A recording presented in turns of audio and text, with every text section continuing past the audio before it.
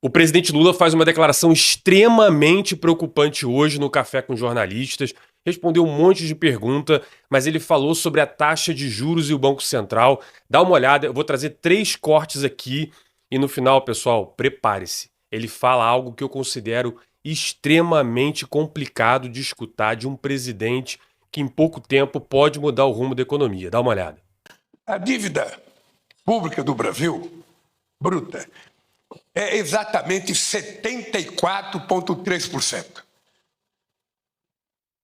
A dívida bruta da Espanha é 112%. A dívida pública da Itália é 137%. A dívida pública da França, 112%. Da Índia, 86%. Do Japão, 237%. Da China, 83%.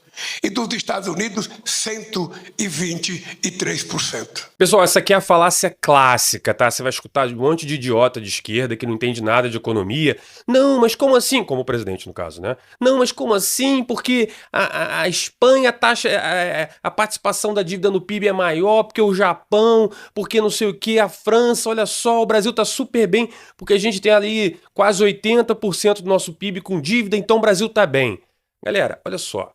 Isso, né, a participação da dívida no PIB é um indicador. É um indicador da nossa dívida. Tem diversos outros indicadores. É a mesma coisa que eu falo para você o seguinte, galera, olha só, eu, Viegas, eu tenho o mesmo peso que o Cauã Raymond. Portanto, eu e Cauã Raymond são a mesma coisa. Se eu for numa balada, eu e o Cauã Raymond, as mulheres vão olhar para os dois como se fossem a mesma pessoa, porque eu e ele, isso é verdade, tá? Temos o mesmo peso. Pronto, acabou, tá resolvido. Gente, não é assim. A taxa de juros é um indicador também. A taxa de juros no Brasil aqui, ela é muito alta. Lá na Europa, ela é muito baixa. Então você tem uma dívida maior, só que você tem uma taxa de juros muito pequena. Portanto, você consegue carregar uma dívida maior sem que ela cresça tão rápido quanto aqui no Brasil. A poupança interna do europeu, ela é muito maior que a nossa. Significa que ela consegue, né, os países europeus conseguem se financiar com a própria população. Isso acontece com a Índia, isso acontece com a China principalmente. A China também tem uma dívida grande, só que a população chinesa tem uma poupança enorme e ela financia o governo. O brasileiro não tem muita poupança. A gente depende também do capital externo entrar aqui no Brasil para financiar a gente. Então isso é uma imbecilidade. Você não pode pegar um indicador e falar que a partir desse indicador, então a nossa dívida e as outras são a mesma coisa, que não é. Agora dá uma olhada nesse outro corte aqui, que também é muito preocupante. Esse país não pode ficar todo dia tomando susto de que o mercado não gostou disso, não gostou daquilo. O mercado está ganhando muito dinheiro com essa taxa de juros. Essa é a segunda grande falácia da galera da esquerda. Não, o banqueiro ganha muito dinheiro com a taxa de juros alta. Gente, isso não tem nada a ver. Primeiro falando especialmente de mercado, que foi o que ele se referiu, ou banqueiro, que é a caricatura que a galera da esquerda usa para que os idiotas, né, é o apito de cachorro que usa para os idiotas ficarem repetindo aí coisas que não entendem nada de economia. É o seguinte, o banqueiro, o mercado financeiro, dê o nome que você quiser, ele não ganha dinheiro com a taxa de juros alta, né? Ele ganha quando cai, ele ganha quando para, ele ganha de todas as pontas, porque na verdade, a taxa de juros ela pode acabar refletindo o movimento da economia. Vou dar um exemplo. Se a taxa de juros começar a cair, como a gente estava esperando que acontecesse, o que acontece com a Bolsa de Valores? Vai lá para cima. Os banqueiros também ganham no mercado financeiro. As empresas vão ficar maiores, os investimentos das empresas que os bancos, né, financiam vão ficar maior, as empresas vão ter mais dinheiro, mais capital, vão tomar mais financiamento no banco, o banco vai fazer mais private equity, enfim, vai investir em outras empresas. O banco ganha quando a taxa de juros cai, na bolsa, por exemplo. Agora, quando a taxa de juros sobe, beleza, ele vai aplicar esse dinheiro para o governo. E por que a taxa de juros sobe? Né? A taxa de juros não é um valor dado pelo Banco Central, como o Lula quer que você acredite, agora, porque quem está lá é um cara indicado pelo Bolsonaro. Né? É um reflexo de quanto o governo está gastando. Então, como a gente está tendo agora um governo Lula que está torrando dinheiro pra caramba, quando você olha os primeiros 14 meses desse governo Lula, quebrou recordes aí, ele endividou muito o país. O que acontece quando o Lula endivida o Brasil?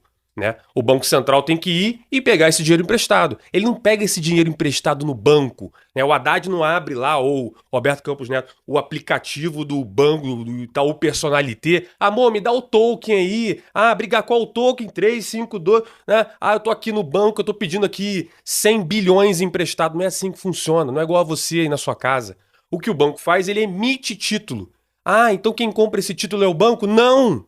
Quem compra esse título é você, meu querido. É você que está me assistindo. Você tem dinheirinho guardado na poupança? Eu tenho. Então você financia o governo. Você tem dinheiro em DI? Ah, tenho. Então você financia o governo.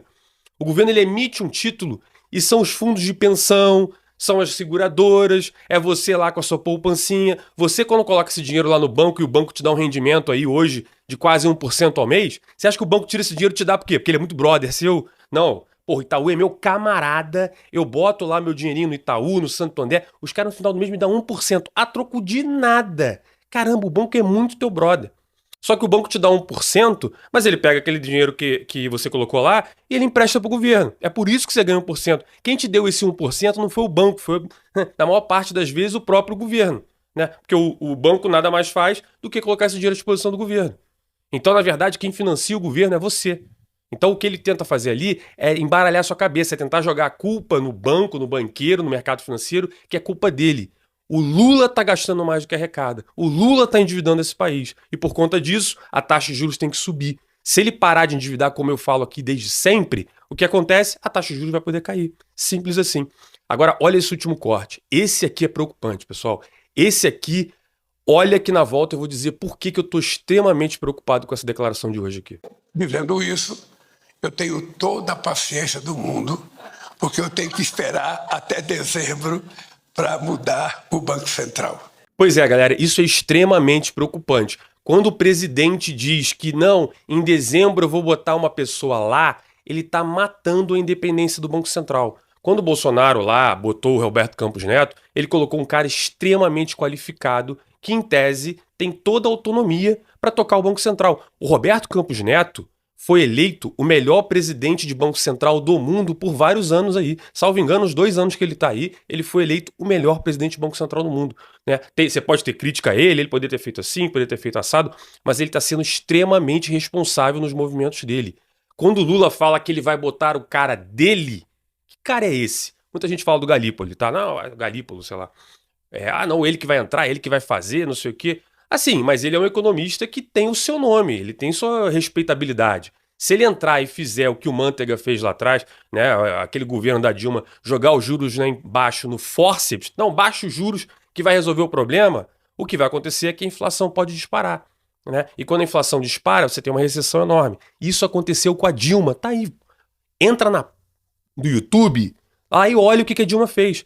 Hoje o Brasil se recuperou da crise sanitária, mas hoje o Brasil ainda não se recuperou da recessão causada pela Dilma. Então, quando o Lula fala que ele vai botar alguém dele, o que essa pessoa vai fazer? Ele deveria fazer o inverso. Vou botar uma pessoa, um economista mais alinhado com o que eu penso, que vai tocar as coisas. Quando ele fala colocar um cara dele, ele está dando uma dica para o mercado que o cara vai entrar lá e fazer o que ele quiser. E isso não é Banco Central independente. Isso é o oposto. A gente vai botar provavelmente um idiota dele, porque a equipe do Lula já viu, né? Ali se você passar o Enem, ninguém consegue ser aprovado nem no segundo grau, né? Então se ele está colocando alguém dele ali, olha o risco que a gente corre. Então para mim essa declaração é extremamente preocupante. E se você assistiu o vídeo aqui, até aqui, por favor, curta, comente, compartilhe. Pessoal, siga o canal. Às vezes os vídeos têm muita view, mas pouca gente segue. Então segue aí, por favor. E eu encontro você na próxima.